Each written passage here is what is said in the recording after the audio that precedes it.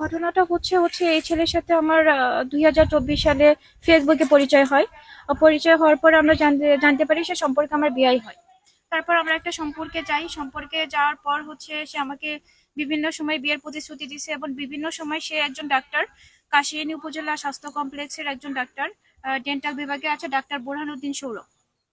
সে আমাকে বিভিন্ন সময় প্রতিশ্রুতি দিছে যে আমাকে সে বিয়ে করবে।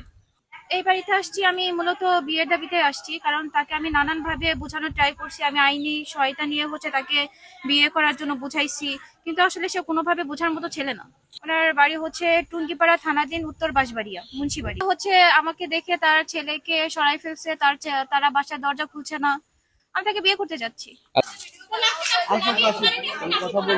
আমি সার্টিফাই করে দেব নি, কে কেমন না কি মুরব্বিরা সমাধান দেয় আমার মতো একটা বেশ সম্মান দিয়ে তারা জিতে বেরিয়ে গেলে কি সমাধান দেয় তারা।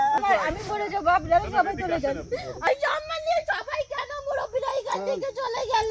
আর সম্মানের কিছু নাই, আমি এখান থেকে যাবো না, গেলে আমার ওই যে মুরব্বিরা পারে না ওই ছেলেদের হাজির করতে, ওরা আর হেল্প করতে চলে যাইতে।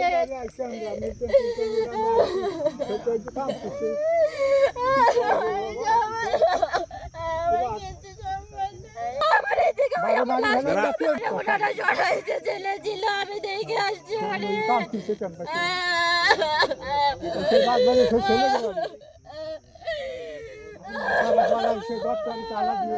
বাবা